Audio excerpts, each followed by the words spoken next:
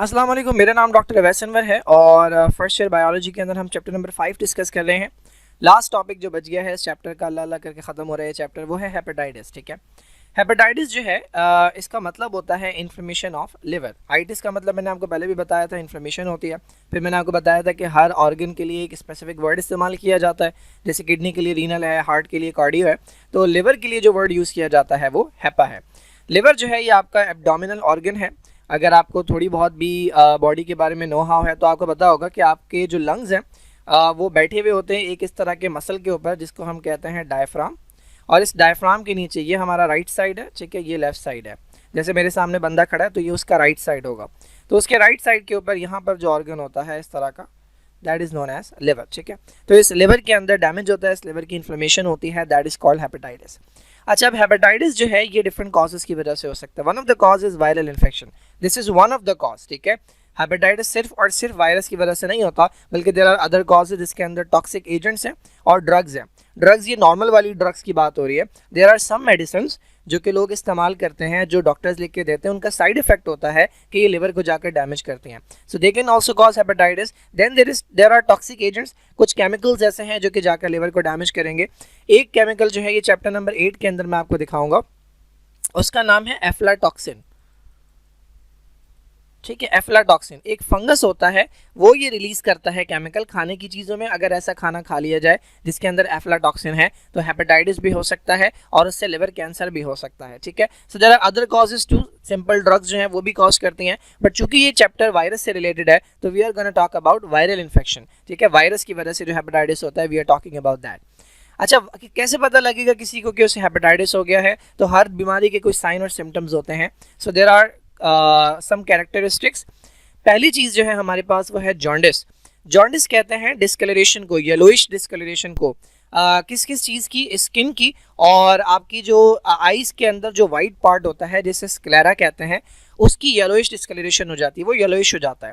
उसका रीज़न क्या है? उसका रीज़न है, देखिए चैप्टर नंबर 14 के अंदर आप पढ़ेंगे कि हमारे जो रेड ब्लड सेल्स होते हैं उसके अंदर भरा हुआ होता है हीमोग्लोबिन। ठीक है, जब इस हीमोग्लोबिन को तोड़ा जाता है तो दो चीज़ें निकलती हैं इसमें से, एक निकलता है हीम और एक निकलता है ग्लोबिन। ठीक है, बहुत आसान सी बात है। ग्लोबिन जो है ये बेसिकली प्रोटीन है, इसको तोड़ेंगे तो इससे मिलते हैं अमाइनो एसिड। क्यों तोड़ा जा रहा है? देखिए, जो रेड ब्लड सेल है ना, उसकी एक उम्र होती है, वो होती है 120 दिन। 120 दिन के बाद ये रेड ब्लड सेल पुराना हो जाता है, ये बेकार हो जाता है, तो इसको तोड़ दिया जाता है। तो तोड़ने के बाद इसमें से क्या निकलेगा? हीमोग्लोबिन। हीमोग्लोबिन को तोड़ेंगे तो हीम और ग्लोबिन, ग्लोबिन को तोड़ेंगे तो अमाइनो एसिड निकलेंगे, इन्हें दोबारा से यूज़ किया जाता है। हीम जो है ना, ये एक रिंग होता है जिसके अंदर आयरन होता है। ठीक है, ये ऐसा एक रिंग है जिसके अंदर आयरन है। तो जब हीम को तोड़ेंगे तो दो चीज़ें मिलेंगी, एक आयरन और एक रिंग। अब ये जो आयरन है इसे दोबारा से रीयूज़ किया जाएगा, तब दोबारा से हीमोग्लोबिन बनाया जाएगा। ये जो रिंग है ये बेकार होता है, इसको कन्वर्ट किया जाता है एक सब्सटेंस के अंदर जिसे कहते हैं बिलीवर्डिन, और इसे कन्वर्ट किया जाता है एक और सब्सटेंस के अंदर जिसे कहते हैं बिलिरुबिन। इन दोनों को भेजा जाता है किसके पास? लिवर के पास। लिवर क्या करता है? इनको डालता है बाइल में। बाइल एक जूस होता है जो कि आता है इंटेस्टाइन के अंदर, लिवर बनाता है, लिवर बना के देता है गॉल ब्लैडर को, गॉल ब्लैडर से आता है ये किसके अंदर? ये आता है आपके इंटेस्टाइन के अंदर, और इस तरह से ये बॉडी के बाहर चला जाता है। बिलीवर्डिन का जो कलर है वो ग्रीन है और बिलिरुबिन का जो कलर है वो है येलो। तो अब आप यहाँ से देखें कि इस बिलिरुबिन को ठिकाने लगाने की जिम्मेदारी है लिवर की। इन केस अगर लिवर के अंदर डैमेज हो गया है, इन केस अगर लिवर के अंदर इन्फ्लेमेशन है, लिवर अपना काम प्रॉपर्ली नहीं कर रहा, तो ये जो बिलिरुबिन है ये बाइल में नहीं जाएगा। जब ये बाइल में नहीं जाएगा तो ये लिवर से बाहर चला जाएगा। लिवर से बाहर कहाँ जाएगा? ये लिवर से बाहर जाएगा ये ब्लड में, और ब्लड से होता हुआ ये बॉडी के अंदर पूरा फैल जाएगा। तो बॉडी के अंदर बिलिरुबिन की जो क्वांटिटी है, जो अमाउंट है, वो इंक्रीज हो जाएगा, जिसकी वजह से जो स्किन है वो येलोइश नज़र आने लगेगी। और जो आईज होती हैं, आईज के अंदर एक तो सेंट्रल पार्ट होता है जो कलर्ड होता है, उसके अंदर एक ही होल होता है जहाँ से लाइट जाती है, और ये जो वाइट वाला पार्ट है ना, ये जो मैं कलर कर रहा हूँ यहाँ पे, ये वाइट वाला part, this is called sclera. तो ये स्क्लेरा जो है ये येलोइश हो जाता है। So this condition is called jaundice. ठीक है, तो जॉन्डिस खुद एक बीमारी नहीं है। बहुत सारे लोग कहते हैं मुझे जॉन्डिस बीमारी हो गई। जॉन्डिस बीमारी नहीं है, जॉन्डिस बीमारी की अलामत है। जिस तरीके से फीवर जो है, बुखार जो है वो कोई बीमारी नहीं है, खांसी जो है वो कोई बीमारी नहीं है। खांसी बताती है कि कोई बीमारी है, बुखार बताता है कि कोई बीमारी है। So these are sign and symptoms. तो jaundice is one of the sign. इसके अलावा चूंकि पेट के अंदर जो ऑर्गन है उसका मसला है, तो एब्डोमिनल पेन होगा, पेट में दर्द होगा। लिवर एनलार्जमेंट, लिवर का साइज जो है वो बड़ा हो जाता है। इन्फ्लेमेशन होती है, इन्फ्लेमेशन के बाद रिएक्शंस होते हैं जिसकी वजह से लिवर का साइज बड़ा हो जाता है सूजन की वजह से। आपका कोई भी बॉडी का पार्ट सूजता है तो वो थोड़ा सा स्वेल अप हो जाता है, साइज उसका बढ़ जाता है, तो लिवर के अंदर भी इनलार्जमेंट हो जाती है। फटीग, थकावट होगी एंड समटाइम्स फीवर। इन्फेक्शन है, इन्फेक्शन के नतीजे में इम्यून सिस्टम क्या करता है, बॉडी का टेम्परेचर बढ़ा देता है ताकि जो भी इन्फेक्शियस एजेंट है उसे जो है वो मुश्किल पेश आए, उसे आसानी ना हो नंबर इंक्रीज करने में। तो यहाँ तक हमें पता लगा कि जो हेपेटाइटिस का वायरस है वो जाता है लिवर के सेल्स के अंदर। लिवर के सेल्स के अंदर वो अपना नंबर क्या करता है, इंक्रीज करवाता है। तो जब अपना नंबर इंक्रीज करवाएगा, आपने पढ़ा लाइटिक साइकिल होती है, जब लाइटिक साइकिल होगी तो जब सेल बर्स्ट होगा तो लिवर के सेल जो है वो डैमेज होते जाएंगे और वायरस का नंबर इंक्रीज होता जाएगा। एक वायरस जाता है एक सेल में, अपनी मल्टीपल कॉपीज बनाता है, फिर वो सराउंडिंग सेल्स को डैमेज करते हैं। इस तरह बहुत सारे सेल्स लिवर के डैमेज हो रहे होते हैं। Now there are 3 types of hepatitis based on 3 types of viruses. There are more types. एक और टाइप होती है हेपेटाइटिस, 2 और टाइप्स होती हैं, हेपेटाइटिस डी और हेपेटाइटिस ई। बट बुक के अंदर यहाँ पे सिर्फ 3 टाइप्स हैं, ए, बी और सी। अब इसमें से ए जो है ना ये थोड़ा हल्का टाइप है, जबकि बी और सी थोड़े से खतरनाक वाला है। हेपेटाइटिस ए जो है ये फैलता कैसे है, ये फैलता है कॉन्टैक्ट विद फीसीज। मैंने आपको बताया था कि हमारा जो सॉलिड वेस्ट होता है उसे हम कहते हैं फीकल मैटर या उसे हम कहते हैं फीसीज। अच्छा, अगर किसी की बॉडी में हेपेटाइटिस ए का वायरस है तो जब इसकी बॉडी में से वेस्ट निकलेगा तो उस वेस्ट के अंदर, जो इंटेस्टाइन से वेस्ट निकलता है, उस वेस्ट के अंदर जो है ये वायरस उसकी बॉडी से निकल जाएगा। अब जिस पानी के अंदर ये गया है, अगर उस पानी से लगकर कोई खाना किसी ने खा लिया या वो पानी किसी ने पी लिया, बहुत सारे गरीब इलाकों में ऐसा होता है कि जो सेवरेज की लाइन होती है वो कई बार मिल जाती है पानी की लाइन से, तो घर में जो पानी आ रहा होता है वो कंटामिनेटेड होता है। सिमिलरली जो लोग स्टॉल्स वगैरह लगाते हैं बाहर, जो खाने की चीज़ें मिलती हैं, कई बार वो हाइजीन का ख्याल नहीं रखते। तो अगर कोई बाथरूम गया है और उसने वेस्ट जो है वो रिमूव किया है बॉडी से और हाथ नहीं धोए हैं, तो ऐसा हो सकता है कि उसकी बॉडी का जो वायरस है वो उसके हाथों में लग गया हो और उसी हाथ से वो जो खाना आपको सर्व कर रहा है उस खाने के अंदर वो वायरस चला जाए। तो ये कहलाता है फीकल ओरल रूट। ठीक है, फीकल ओरल रूट यानी फीसिस से मुंह तक आने वाला ये रूट कहलाता है फीकल ओरल रूट। ये हेपेटाइटिस ए का वायरस जो है वो इस तरीके से ट्रांसफर होता है। कौन सा वायरस है ये, एनवेलप्ड आरएनए वायरस। ठीक है, यानी आरएनए वायरस है और इसके ऊपर एक एनवेलप मौजूद होता है।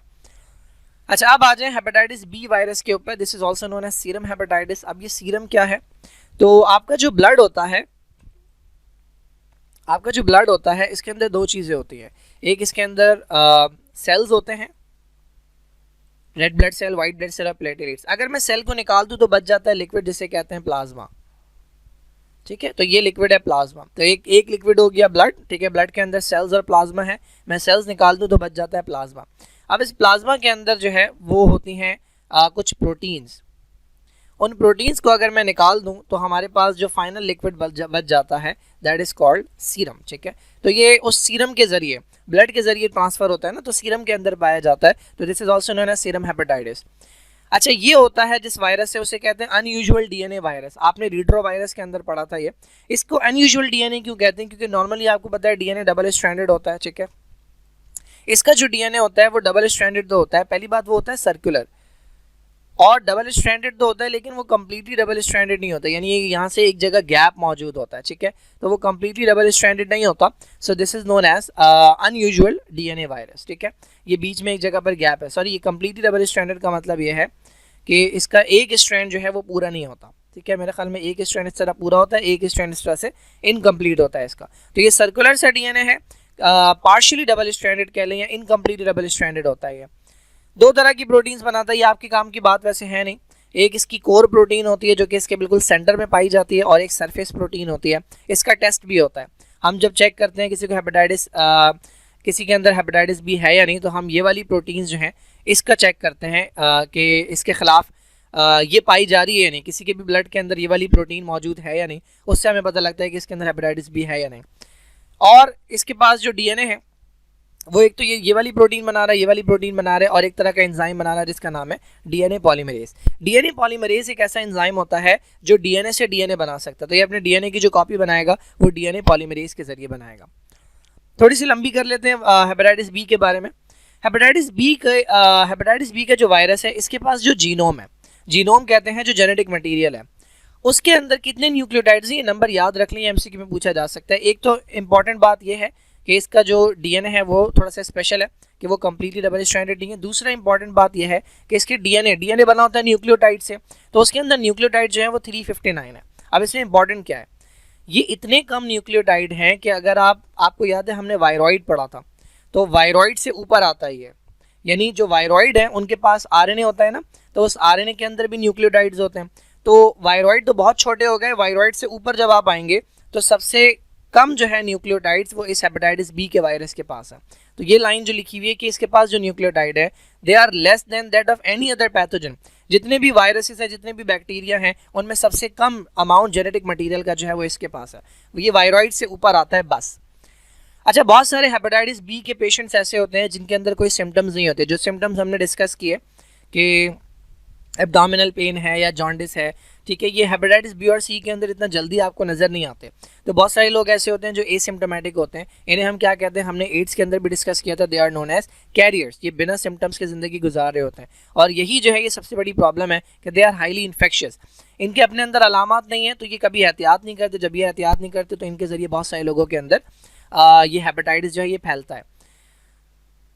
200 मिलियन, ये एक नंबर दिया हुआ है कि there are 200 million carriers worldwide, यानी दुनिया के अंदर इतने ज़्यादा लोग हो सकते हैं कि जिनके अंदर ये हेपेटाइटिस बी का वायरस मौजूद है, लेकिन इनके अंदर कोई सिम्टम्स नहीं है, but they are able to transfer it.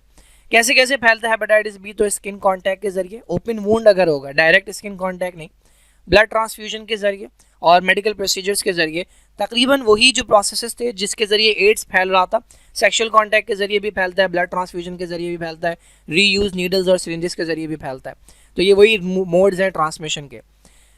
अच्छा भाई, ये हेपेटाइटिस बी और सी, ये दो वायरसेस ऐसे हैं जो एक तो लिवर डैमेज कॉज करते हैं and then they can also cause liver cancer.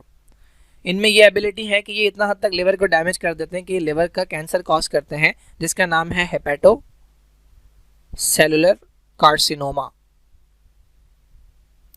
ठीक है, ये हेपेटोसेलुलर कार्सिनोमा जो है ये लिवर का कैंसर है। ये आपकी बुक के अंदर 3 चीज़ें जो आपने याद रखनी है जो लिवर कैंसर कॉज करेंगी।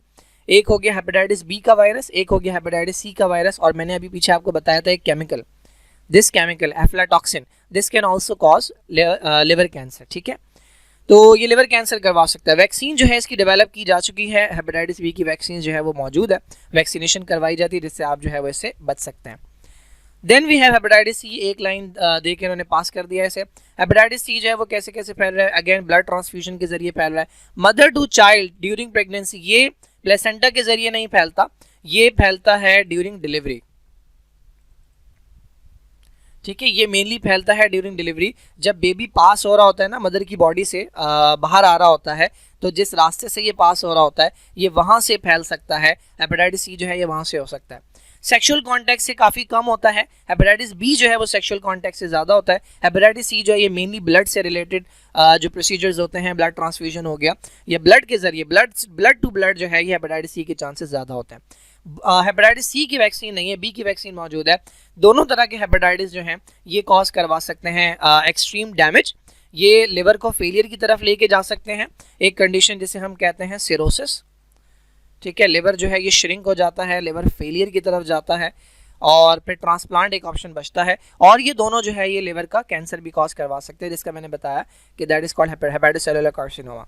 हेपेटाइटिस ए जो होता है ये इतना ज़्यादा सीरियस नहीं होता, कई बार ये भी सीरियस हो सकता है, लेकिन ये यूजुअली माइल्ड होता है, ये आसानी से ठीक हो जाता है, बट समटाइम्स ये भी हेपेटिक फेलियर कॉज कर सकता है, लिवर फेलियर कॉज कर सकता है, but as compare to B and C ये इतना ज़्यादा खतरनाक नहीं है। हेपेटाइटिस बी और सी ये क्रॉनिक होते हैं, लंबा चलते हैं, और फिर फाइनली जब आते हैं तो ये बहुत हद तक डैमेज जो है वो कॉज कर चुके होते हैं। सो this is all about hepatitis. इतना भी अगर आपको पता है तो that is I think enough.